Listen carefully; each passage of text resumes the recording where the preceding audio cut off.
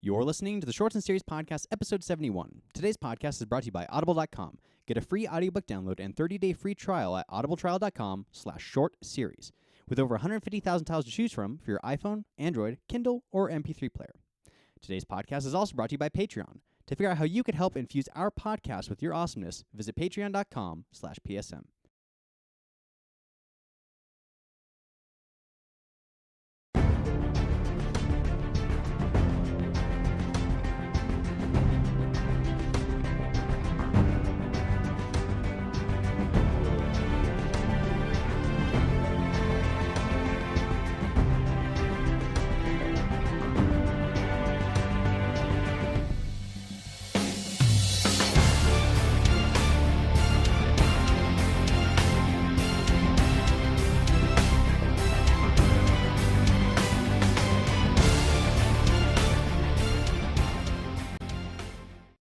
Hello and welcome back to the Shorts and Series Podcast, the podcast where we endeavor to prove that online video is a force to be reckoned with. I'm Devin. And I'm Nick. And we're here. This podcast might be a bit of a short one.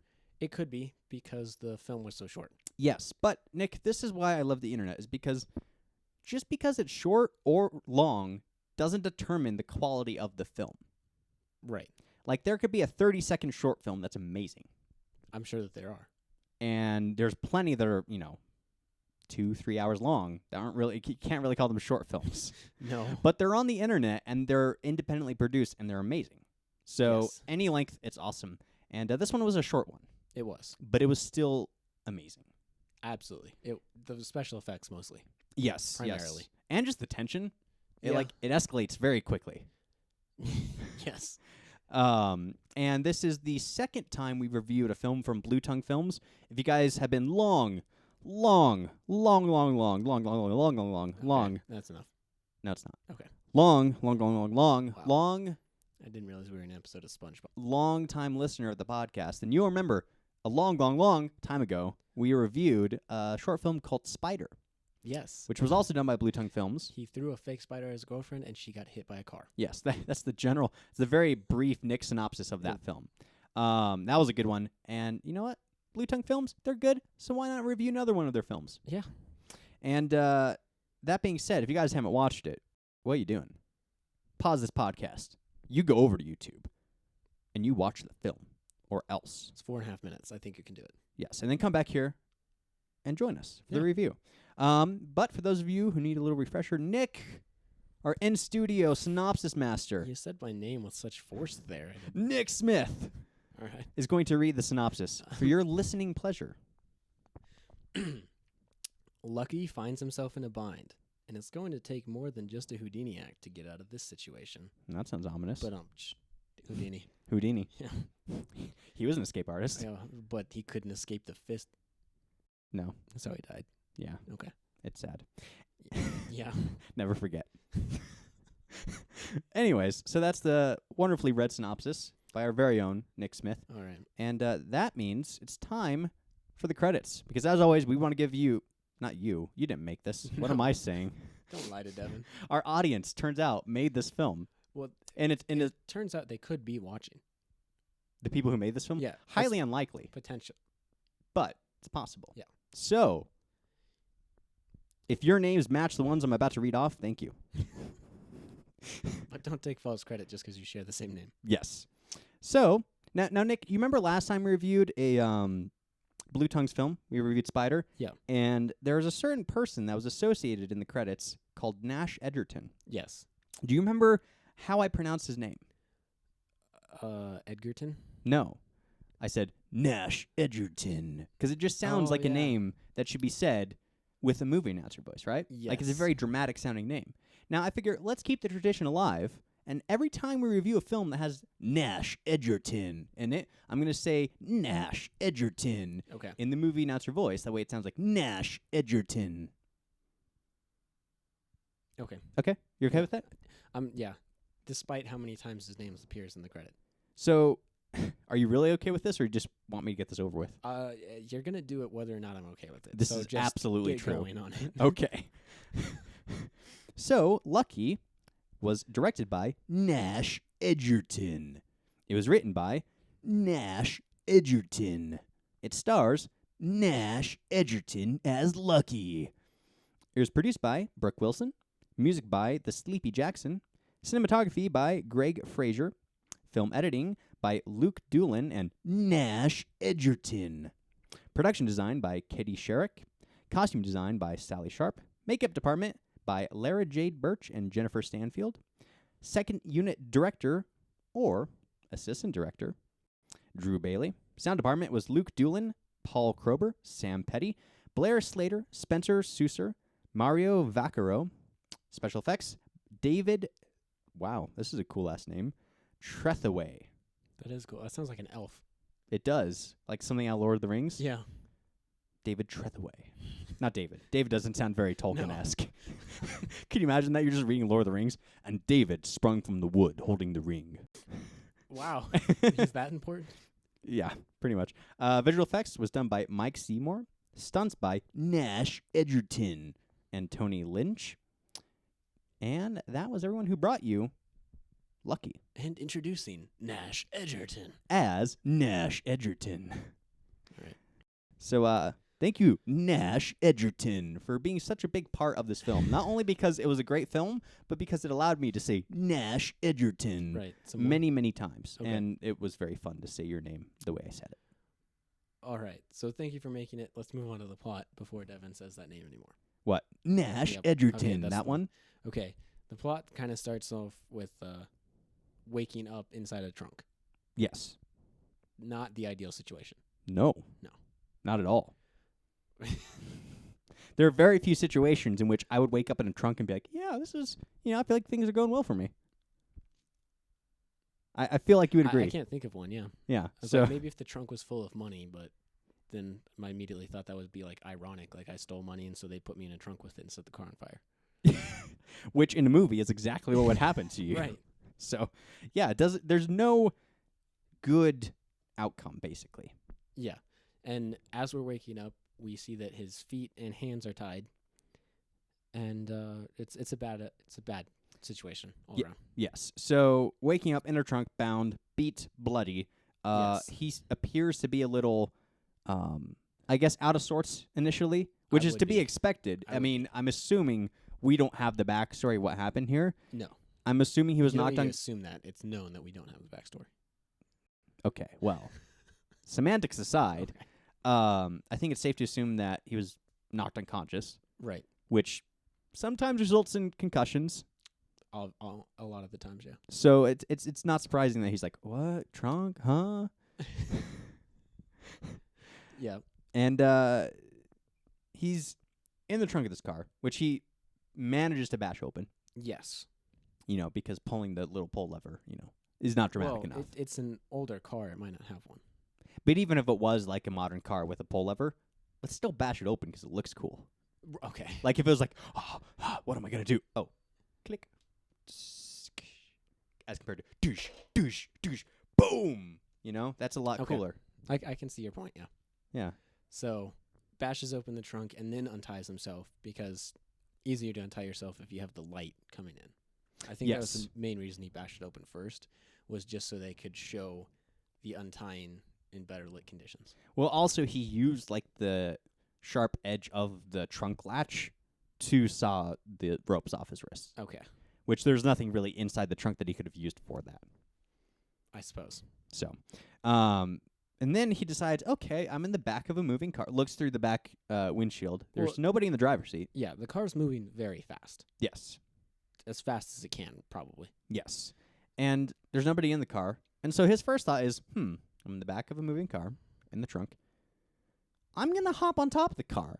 Logically, this seems like the safest and best solution to my current predicament. I'm going to jump on top of the car. This is a great idea. Nothing could go wrong. He should have ripped the trunk off and then, jumped off the back and skated on it to stop. I don't think that.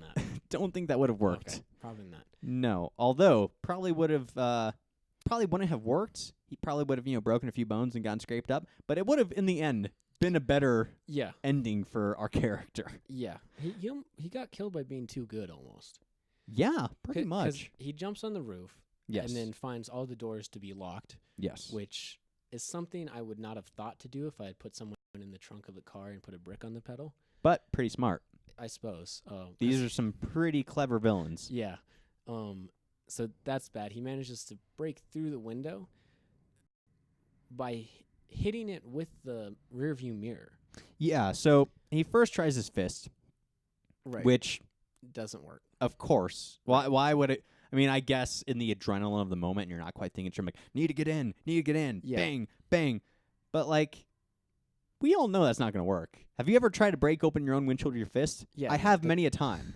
Well, that's weird. It does not work. No. Turns out. Yeah. I think it might have been smarter for him to kind of jump and smash his feet through, like feet first. Yes. I think physics-wise that would have probably worked better, because I don't even know if smashing it with the rear view mirror would have worked. No. I don't think it would have, in fact. No. Most likely not. So, the mirror, he uses, like, the sharp part, too, that, like, screws in. Yeah, which makes sense, but I still don't think it would break. No. Well, it depends, because, like, newer cars, you have the, what's it called? Safety glass. Safety glass, right? Right. Older cars, I don't know if they had safety glass. Maybe not, but either way, they're concave like that, specifically to prevent things from hitting them from the front from breaking. They're really easy to break from the inside, pushing out, but from the front, it takes a lot of force. So it seems unlikely that he would have been able to do it that fast. Yeah, so this whole time, he's trying to get inside the car so he could Right. assume control of it, because that makes sense. My whole thought process is, does the trunk not fold open to the back seat? Because Right. most cars do. Now, I know not all of them do, because my old car Right. did not open up to the back seat. This seems even older than that car. Yes, because So- my old car was 95, Mm-hmm. Acura Legend, and, you know, most cars you can pull, like, a little knob on the top of the back seat, and it unfolds, and you're like, oh, cool. So you could store stuff. Yeah. That was always what was annoying about my old cars. Like, I'd need to transport, like, a lamp or a tripod, Right. and just, like, I can't fit it in the car through the trunk. And there was also a predicament where I got locked in my own trunk. That happened, yeah. That did happen. And that was scary because there wasn't a trunk pull either. No. And it didn't open up to the back. So turns out my old car would have been a great car to trap somebody in and put a brick on the pedal. Do you still have it? Because maybe we have some enemies. No, I donated it. Okay. Maybe I should get it back. Yeah. I need to kill someone. Can I have my old car back? Well, just steal it at that point. Yeah, we could do that. I'll arrange it. Okay. I have people. You do not. I don't, but I wanted you to believe that I did. Okay. Was it not convincing? It was not. Okay. He manages to get into the car, take the brick off, and stop the car. Bad idea. Yes. Well, good idea. That's That's what I would have done. If you could have gotten in, sure. Well, if I could have gotten it. Let's assume I was in his position and I had the agility to bound over the top of my own car, break the windshield, get in. Right.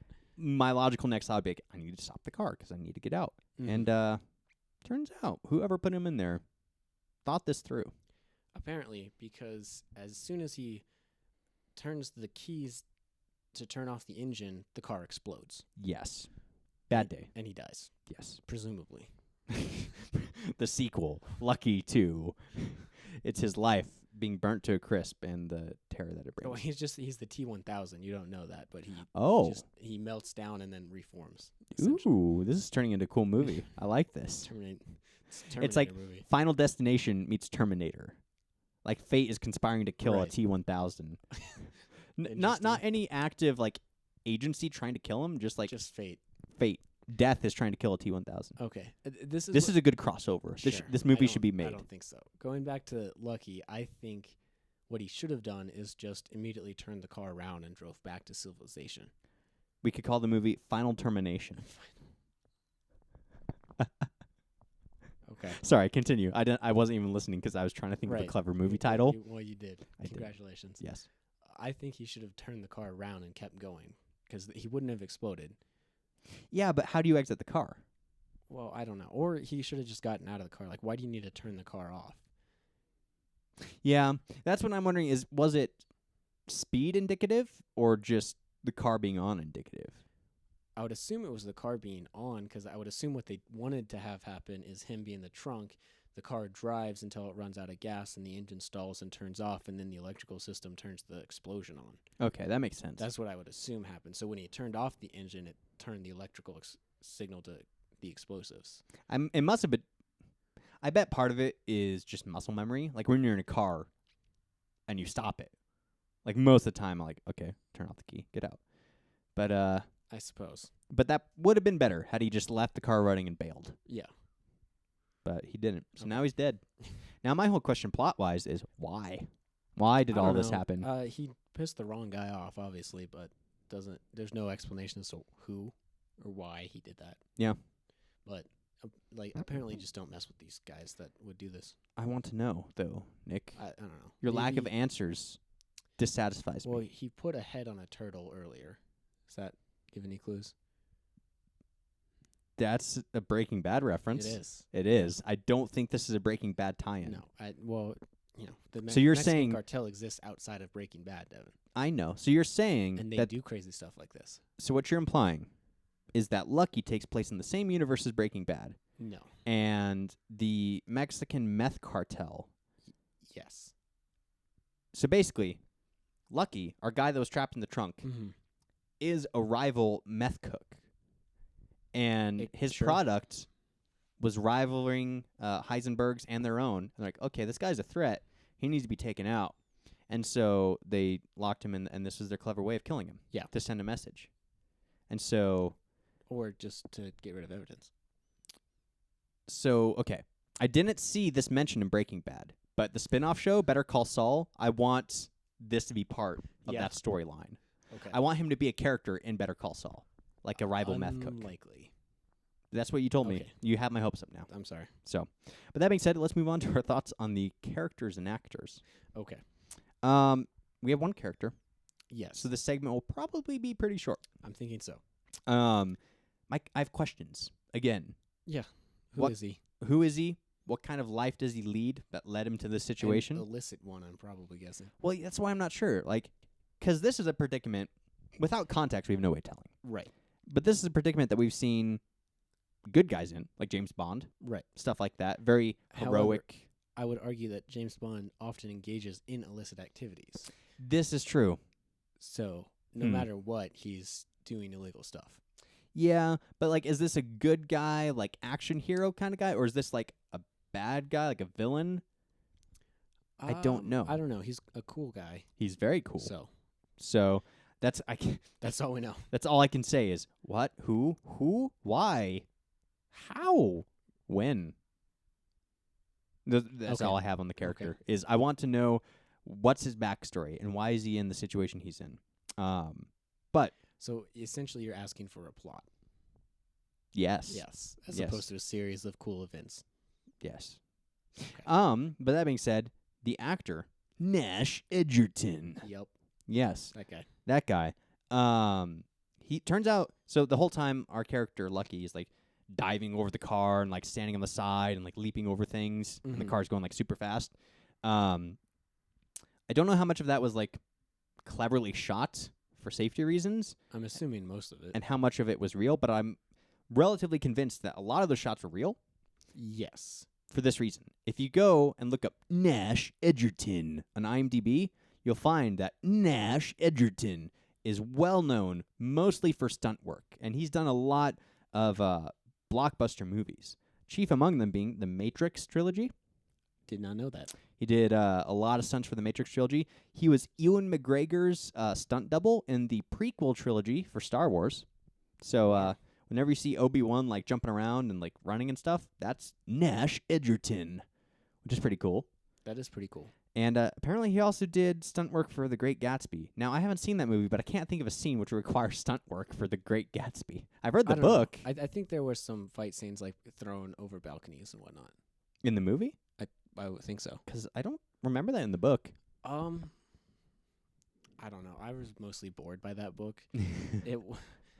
Most classic English literature. No, I actually enjoy a lot of classic English literature. It's just that one in particular was, I don't know, it felt whiny. Yeah. And so I became quickly disinterested and stopped paying close attention.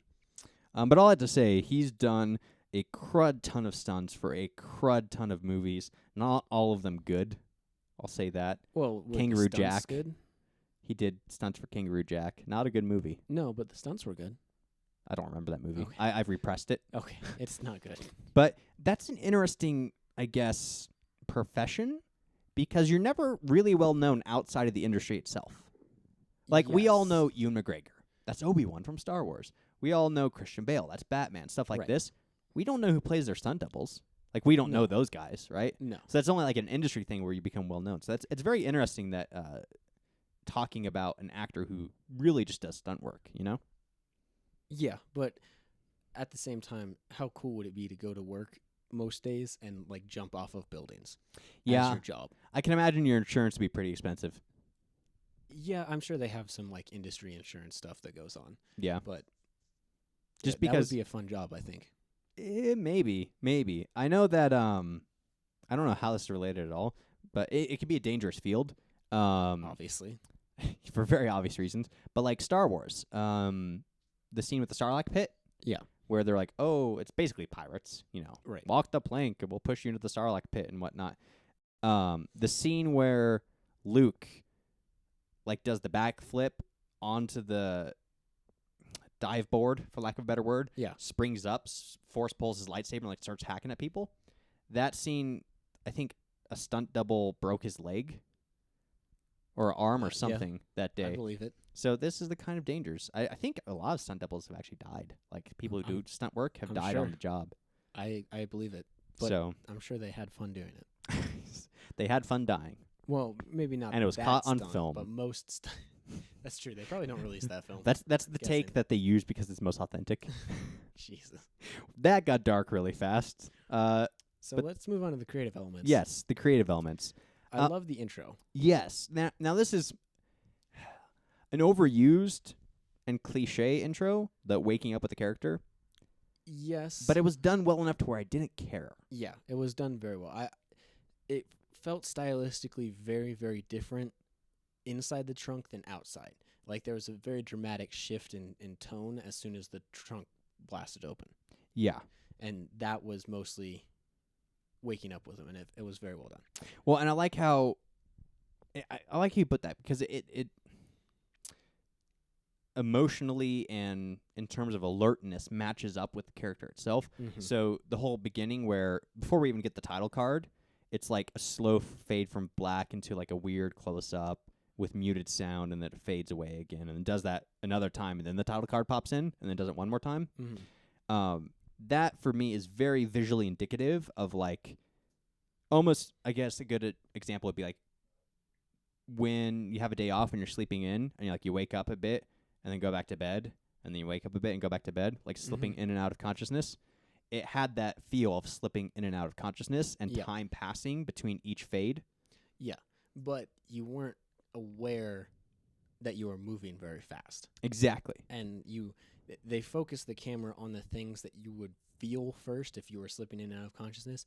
So like you kind of wake up and you're like, oh, why are my feet tied together? And then you pass back out. Wake up like, why are my hands tied together? Like you would feel those things if that was happening to you. And so focusing the camera on those was helpful for establishing what was happening.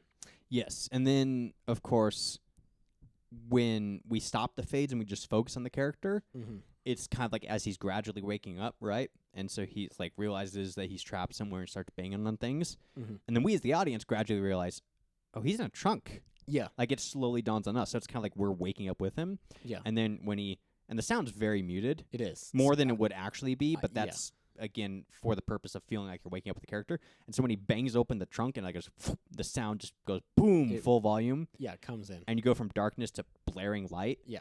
So the sound and the light are coming at you all at once, and that's kind of like the adrenaline rush that the character be experiencing. We're like, oh, God, I'm okay. This is where I'm at. This is my predicament. Yeah. It definitely wakes you up. You get a little bit of adrenaline, not as much as I feel like you would get if you popped up on a trunk and that was happening to you. Well, but I would hope so. I'd hope that was enough as a watcher that it puts you kind of in connection with the character. Yes. And basically, the trunk lighting, especially, in terms of lighting, it didn't logically make sense, but it worked for the film. Because, like, he's waking up in the trunk, and there's light falling on him. Even though if he was, like, locked in a trunk, there wouldn't be. Yeah, it's very dark in trunks. Yes, I would know. Yeah. I got locked in my own trunk. Yeah. It was very dark. I've been in a trunk as well. It's dark. And there was a lot of light on him, but it wasn't unbelievable. Yes, it was very dark, but it kind of had a feel like the camera had the brightness levels turned up so you could see more. Yeah, and you can almost argue that since it was an older car, that maybe it's just light coming through the cracks of the, like... It could be. Between the, the car itself and the trunk door. Do you know what you're supposed to do if you ever are actually locked in a trunk? Pull the escape lever and bail. Well, if you can see it. If not, you're supposed to kick out the back lights. So anyone following you can see you, like, hey, help me. Yes, and also that lets light in, so you can see what's up. Ah, gotcha. So. So, for any audience members that will potentially apply to, you're welcome. We have just saved your life. Not. I hope that doesn't. I hope no one actually has We'll to do get that. feedback next week. Thank you. This advice saved my life. With a link to a CNN article about some kidnapping. Yeah. That would be terrible. That would be so bad. It'd be bad, but it'd be kind of awesome, I would, yeah, but I would still feel terrible. I would, but it'd still be Okay. kind of cool. At your own detriment, but hey, amuse us. That was horrible. Let's keep moving on before I'm a horrible human being, everybody. The shots of the car were cool. Yes. There was one, like when he first, I think it's after he saws his cuffs open, the ropes, and the camera kind of goes around the whole car. I don't know how they got that shot, but it was really cool. Like the camera just swoops around the car. I feel like it might have been composited from several kinds of shots. It might have. To me, it almost felt like, one, they had a rig on the car that just the camera went around on the rig on the car and it got that. Or two, they had another car that was like going around the first car, but that would have been a little extreme. Really hard to drive. Have you ever seen a picture of one of the stunt cars they have with all the different cameras and various rigs attached to it? I have. It's insane. They have so many different rigs they can put on cars to get different strange angles and that like attach to the metal of the car so the camera moves with it. And I'm sure they have something like that, but I don't know. Probably. I don't know. I think it was probably a camera rig of some sort. Yeah. I don't know how they did it, but it looked cool. It did, which look is really all cool. that matters. Pretty much. You know what else looked cool? The explosion? That too. But before that, okay. A drifting shot. Like right before the explosion when he gets control of the car and like he drifts it to stop. Yeah. Like that's needlessly cool at that point. Yeah. Like, you can just stop. You could. Or you could Tokyo drift. Yeah, exactly. I like that shot because it's almost, for any of you who have seen GoPro footage, you might be familiar with this effect where, for example, there's a video on YouTube of these guys, swordsmen, like swinging their swords around, but they mounted a GoPro to the tip of the sword, and because it's fixed to the sword's always stationary in the shot. Everything else is like spinning around, and so it has this weird but really cool effect. One of my friends also recently made a video where they mounted a GoPro to the top of a guitar looking down the fretboard. Mm-hmm. So the guitar is always in the same place, but everyone else is moving around, right? And so this had that same kind of effect where they had the camera mounted to the car. So when he's drifting, the background's like going and everything, but him in the car are like stationary. Yeah. Very cool shot. I liked it. It was a cool shot. And I always love desert drifting. I just love when the car stops and then the smoke is coming past it. Just something about that physics effect. I love it. It looks very cool. It looks awesome. The stunts were also impressive. Yes. He's pretty awesome. Just being able to jump around on a car like that. He has experience. Apparently, yeah. So I guess that's all I have to say on that is, and I'm sure part of it was just clever editing too, but like, there's the shot of the camera on the road, and the car's approaching the camera, and he's on like the side of the car getting ready to jump, and then it cuts right as he's passing the camera to him like leaping over the car. Yeah, super cool. Very cool. I want to try it one day, but I won't because I don't want to die. Yeah. We've done some kind of actiony shots of a car. Okay, I thought you were gonna say stunts, and I was gonna call you out. It's very difficult, so I feel like that helps us appreciate how. Well, Nick, I feel like the reason we couldn't pull it off is because we normally film in suburban neighborhoods that have speed limits and traffic. And would you honestly have let me drive faster than I did? No, because I was hanging out. Exactly. There are a few shots we did for a short film where I wanted a really cool close-up of the wheel spinning really close to the pavement because that's a cool-looking shot. And so I was... doesn't include any of the suburban houses. Yeah, you don't see any of the scenery, so it looks more legitimate. And so I was dangling out of the door, like holding on to like the little roll, like the little handles that they have on the inside of cars that you normally hang dry cleaning from. Yeah. I was holding on to one of those with one hand and then leaning out as far as I could, holding the camera down at the ground, like next to the tire. And you were probably going like what, 25, 30? No.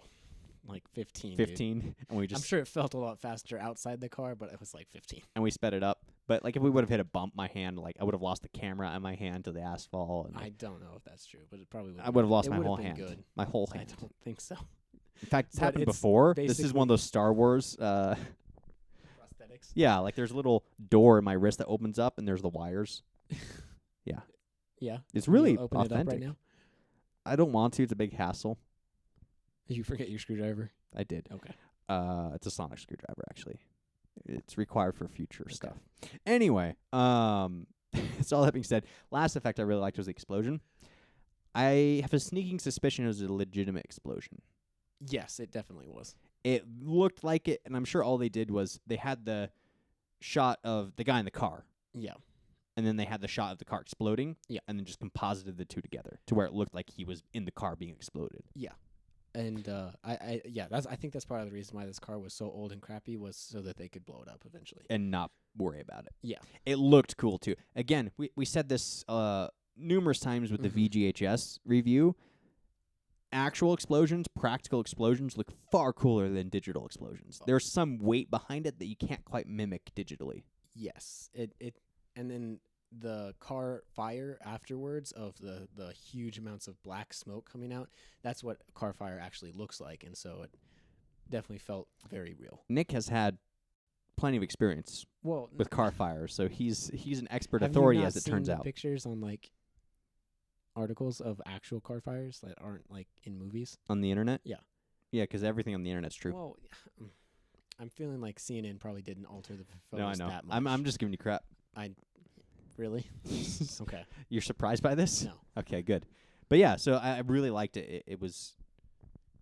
I liked the realism to it. Yeah. It had this impact that it was supposed to have because, like, oh, the dude died. Well, that sucks. Yeah, it happens suddenly. Like there's a crescendo of action, and it goes on and it goes on, and he stops the car, and it kind of goes down a little bit, and then it just explodes, and everything's over. But could you imagine if a James Bond film ended that way? Like it's the hero locked up in the car, like towards the third act of the movie where things are getting crazy, and then he's like in the situation that's supposed to be like the final confrontation, before he goes and faces the bad guy, and just he's dead, and then credits roll. No, credits don't roll. The remaining runtime of the movie is just the bad guy looking at his watch, like, isn't James Bond supposed to be here? I thought it was the best. I was gonna explain my plan to him, and it would kill him epically. It was gonna be, I guess I just get a win. And then the world in darkness, fading into darkness and fire, and then credits roll. Yeah. That'd be a good movie. I'd watch that.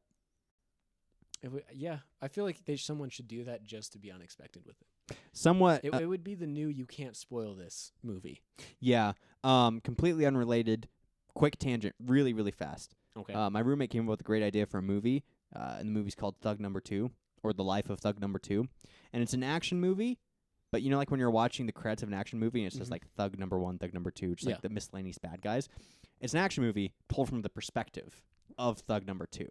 So all the main quote characters are running around like doing their stuff, and it's just his life. So it's going to be like one of those comedy movies that you can almost see having a similar tone to like Shaun of the Dead, like an Edgar Wright movie where it's just this guy's lowly life as Thug Number 2. Yeah, or it could be really like dramatic and depressing, like he grows up in poverty-stricken areas and then just dies, barely gets this job, and then gets beaten up and can't afford the hospital bills, and then having poor hospital treatment goes back to try to make enough money to get better treatment, just gets beaten up again. It'd be very sad. It'd be funny if approached right. So, anyways, that's my quick little tangent. Has nothing to do with the review of this film, but I thought I'd throw it out there. Okay. But that being said, should we move on to how this holds up against big-time media? Yes. This, I feel like, is almost a portfolio builder. Yeah, it was like a stunts demo. Yeah, because as we all know, Nash Edgerton is well known in the industry for doing stunts. He's done a lot of stunts for a lot of movies. And I feel like this is almost like a demo role for his stunts and just for cool effects to show that they can pull off this kind of action sequence. Yeah. I think it was like him and his team being like, hey, look, we can do this kind of stuff. Right. Because they didn't really have a plot. No. Didn't really have characterization. It was just something cool eye candy to be like, hey, look what we can do. Exactly. And so it holds up in terms of special effects to big-time media, but since there's no plot, it could never be big-time media. Exactly. And it was never meant to in the first place. Right. And I think this is evidenced by the fact that this is a pre-YouTube video. Well, not pre-YouTube, but the film was originally made in 2005. Yes.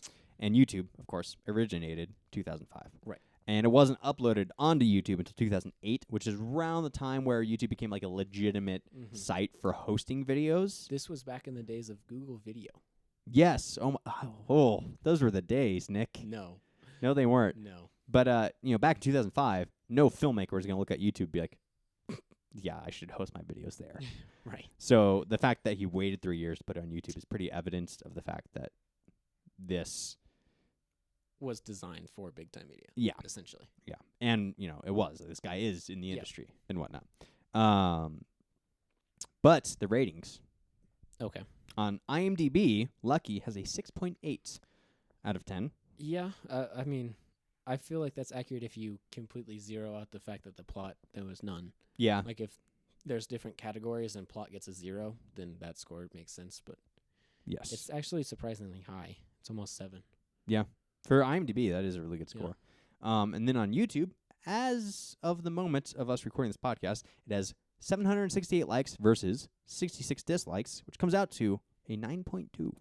Yeah, I definitely feel like the audience of YouTube enjoys just watching cool things, and that's literally all this is. Yes. And so what would you give it on a scale of 1 to 10? 10 being the highest. Right. I'd probably 1 being the lowest. Probably give it and 5 an 8. Being in the middle. What was that? An 8. An 8? Yes. Okay. It was amazing for what it is. If I was looking at it as a demo reel, I would give it like a 9 or 10. But since it is on YouTube and does have like a title and a synopsis, I feel like there should be a little bit more indication of somewhat of a plot. In his defense, I'm sure this was just a way to put it on a website that hosted it for free. That's true. But still, I would have liked to see a plot. I like thinking about things, and this was just that exploded, and that was cool. Yeah. For what it is, I'm going to give it a 8.4 out of 10. Because it is just a cool little video. That's awesome. So, again, I want more plot. I want to know who he is, what he does, why he's in the situation, who are the guys who put him in the car, all that jazz. Exactly. So that's why it loses points for me. But, again, it wasn't really designed to answer those questions. So I can't be too harsh on it. Right. Like you were, because I judge more fairly. I said I gave it an 8, but if I were looking at it as a demo reel, it would have been 9 or 10. Yeah, but you gave it an 8, so I'm the superior. Whatever. I'm the superior human, is what I'm saying. Wow.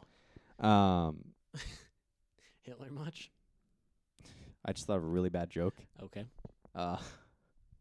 And I have no clever way to work it in, like no smooth segue to work the joke in. It's too late. Just spit it out.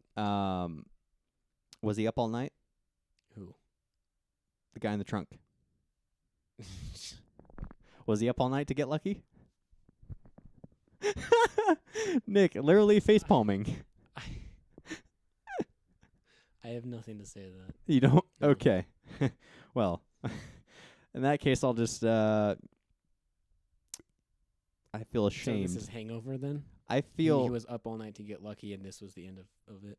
Yes. Okay. The girl he was hitting on was not having it, so much so to the point... We found our backstory. So much so to the point where she locked him in a car. Oh, on their own? And blew her up. Okay. Blew him up. There we go. That's the story right there. All right. Moving on from my terrible, terrible joke, I think that actually wraps up the podcast. I think We're going to end the podcast on that horrifically... poorly timed, very bad joke. Yes. See, it would have worked earlier in the podcast, smoothly worked in. Maybe. My brain just now thought of it, though. It still wouldn't have been good. No, but it would have been better. Okay. So, on that horrible joke, we're going to wrap up the podcast. If you want to let us know what you thought about Lucky, or any other films that we'll be reviewing in the future, you should send us some feedback. Yes, our email is feedback@proactiveslackermedia.com. Yes. You could also give us a voicemail. You could call our Google Voice line, leave a voicemail message at 720-295-0885. Yes. You could also leave some feedback in the YouTube comments Yes. on our YouTube channel. We will read those. It is youtube.com/proactiveslackers. Yes. Also, speaking of social networking, we have social networks. Yes, we do. Turns out this is the internet age, and it is. we are one with it. Yes. So for that though, we have feedback. we do have feedback. Kind of. It's not necessarily relating to this, but Okay. it's an email we got for this podcast. Okay. It's from Jan, and essentially he's suggesting that we review Red versus Blue. Okay. So, as a series, That I don't know how I feel about this. I would love to.